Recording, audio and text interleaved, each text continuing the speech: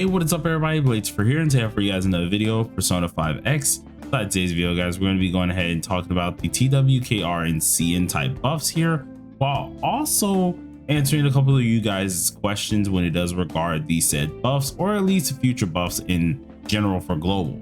So if you guys are interested in this, be sure to sit back, relax, and enjoy the video. As always, hit that like button, hit that subscribe button. We're still trucking on, and we're getting even closer to 13.5k. So thank you guys for all the support so far, and man, we're gonna keep on going. So as I did say before, we got some information regarding at least the updates, or not the updates, but the buffs regarding TWKR and CN side being the new things. That's pretty much the huge talk in at least the community here. These buffs are just actually pretty darn awesome and are for a ton more characters than I thought. Originally I thought they were only going to be for about 4 to 3 characters, or at least 4 to 5 characters. It's actually a total of like 10 units that got buffed. So we're going to be going over each of these here and at least trying to explain how this very well could affect their pull rate depending on what ended up happening for them. Now do keep in mind, you guys, although I am on my global account, this is for the TWKR and CN side. I'll have it time stamped, and then of course I'll have the global takes and things of that nature timestamped as well to answer more of you guys' questions on this, seeing I've been asked this as well a lot. So without further ado, let's go ahead and just get straight into it. So as you guys can probably see on the screen, we have the character buffs that was announced later on today here, in which these character buffs are going to be for characters like Yui, Tomoko Summer, which is just S Tomoko of course, Yusuke Kitagawa, Futaba, Summer Mocha or Summer Motaha, Figure Skater Mont, Kazumi, Ryuji, Mio, which is going to be Matoi, and then of course our last two being Riddle and I. Now all of these units, which is absolutely amazing to see here, are getting a major buff, whether it's just in one way or another, being some small stat buffs or actually changing awarenesses. All these buffs are going to be different, or at least be good for the characters. So one of the first ones that we actually seen first on at least global is going to be the Yui buff. This increases the duration of the highlight here, in which if you guys are actually able to see on the screen here, this is already on the global edition. This is starting to look pretty decent to actually see, because it means certain character buffs that are already inside the game may more than likely actually get these buffs ahead of time on the global scale. Pretty darn interesting, because instead of the follow-up attack only being for 1 whole turn, you're actually able to do this for 2 whole turns, which is way better than how it used to be. It allows Yui to get a little bit more damage in, which is going to be great to actually see. So I'm really excited to see more or less what the next actual updates or buffs are going to be. But the next one that was actually talked about here is going to be Tomoko Summer. Now Tomoko is mainly getting an enhanced effect on her basic skills, and this more or less most likely will take down to more of the healing side for at least this whole character. So what I'm gonna go ahead and do is pull up Pridewind and actually talk about more of her basic skills here.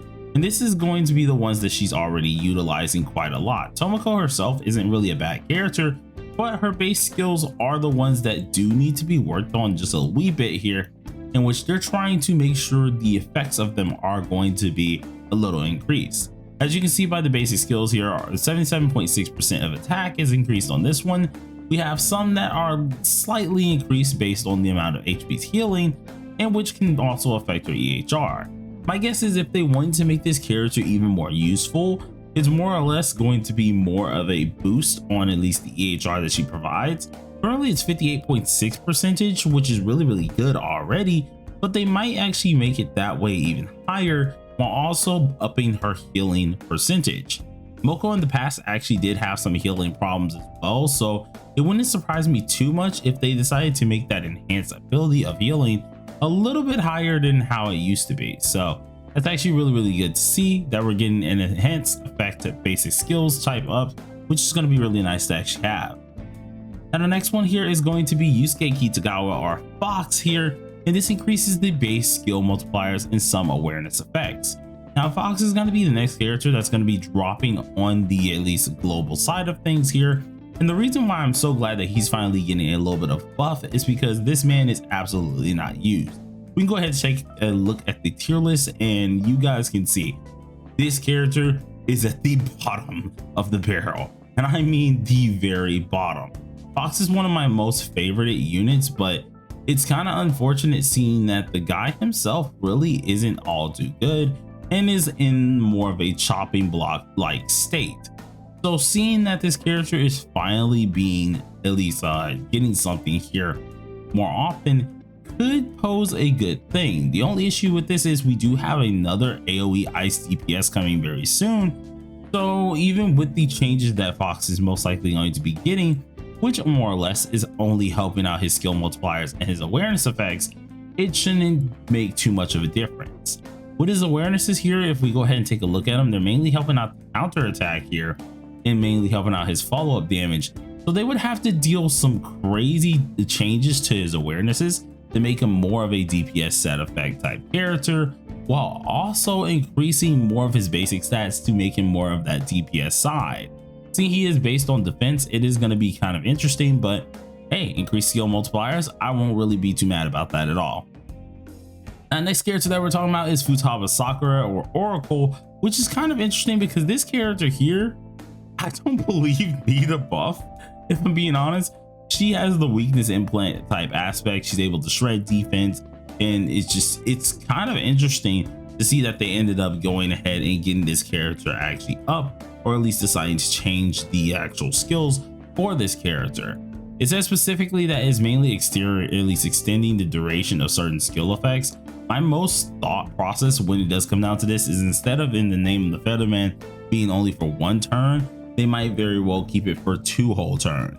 Or if they wanted to extend like the debuff side of things a little bit more, the damage taken, instead of it being for 2 turns, will be 3 turns. Same goes for this, instead of being for 2 turns on the debuff of at least the defense, will most likely be 3 turns. But those are the main things I can see.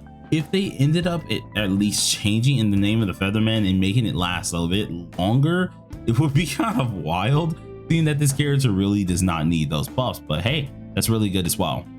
Next character that we're talking about is Summer Arai, or Summer Motaha, in which this one is going to be improving her effects on her awareness abilities, or at least a couple of these. Once they're revealed, I will be going over this one because I do have this character A6, so it might be really fun to actually see what they change about her. She's another one of these characters where I feel like doesn't need a huge rework on at least their percentages or anything about the awarenesses too much. Her kit's pretty darn good, but with her awarenesses here, they did buff them at least earlier, so I am kind of surprised to see that they're going to be buffing her quite again. This one, most likely, seeing that they are affecting the awarenesses, what I would think that they're probably going to end up doing is more or less increasing the crit rate and crit damage that you most likely get off the A1.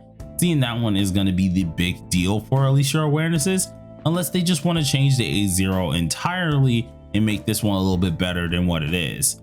But changing anything above at least the A1 seems a little bit crazy to me, seeing that on the A3, whenever we're healed, we're getting a 20% crit damage increase. So I don't think they would possibly make her even more broken than that, but it's still going to be kind of interesting to see what effects they end up changing. Now for Mont Figure Skater here, this one improves basic skills as well as some actual awareness effects. Gonna be kind of interesting to see which ones they actually decide to pull out their back pocket for this character.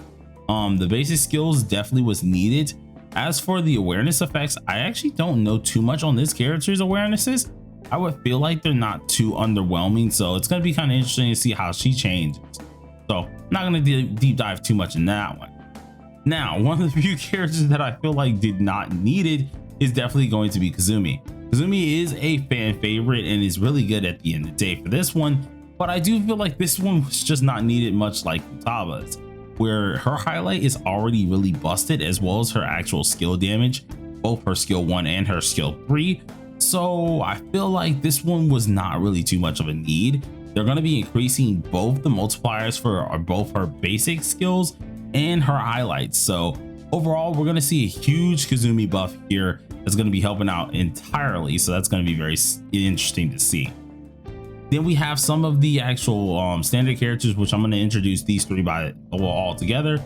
These are going to increase their awareness abilities all together here for Riddle, On, and Ryuji. Pretty interesting. I'm not going to go into deep depth for that one. I do hope though that they make Riddle a little bit more useful, because I won't lie to you guys, she's not looking good.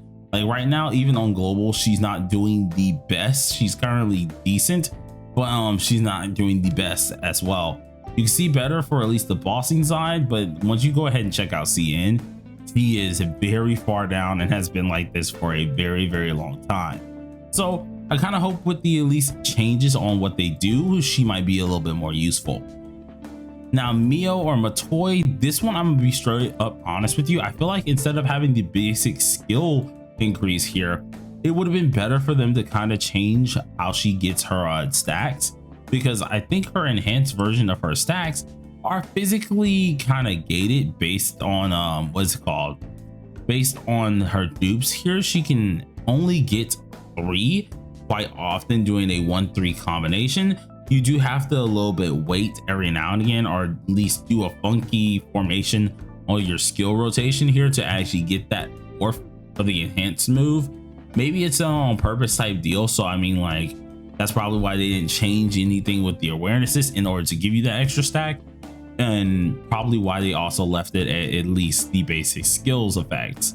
So if they're going to change any of the basic skill effects, I do want them to make it so she can actually decrease defense a little bit more. She has 7.8%, and for every 5.47% EHR, she's increasing more of that defense down. I kind of hope that that can be even higher, because we do want to have Matoi being a really, really good help for AoE teams in general. So pretty interesting to see all the debuffs here. I'm very excited. I want to know what you guys really think here, so we're going to go ahead and get into the global side of things. I've been getting this question a lot ever since, of course, people noticed that Yui was getting some changes here, and I will say this right now, when it comes down to at least getting, and I want to say actually getting all of the things that you need to have, such as being what's it called, the buff effects like that, I feel like a lot of you guys really do need to know that with those buff effects that are coming to TW, they're eventually going to come to at least global, most likely. Seeing that we're getting you guys' buffs on Buoy, I would think very likewise we're going to end up giving you guys our buffs down the line. So for people who don't have the Joker buffs currently, or don't have On fully buffed the way that she should be, don't worry. There are going to be characters that are definitely going to get their buffs. It's just going to be later down the line, much like normal, and eventually you guys are going to get them like we do get them, so you don't have to really worry about it. But I had to at least acknowledge it at the end of the day, because a lot of you guys did have that question. So let me know how y'all feel about these buffs or debuffs. Are you guys excited to see it? Are there any characters you specifically want buffed, whether it's on global or on TW? And what would it be? Let me know down below in the comment section. Until then, everybody, peace out.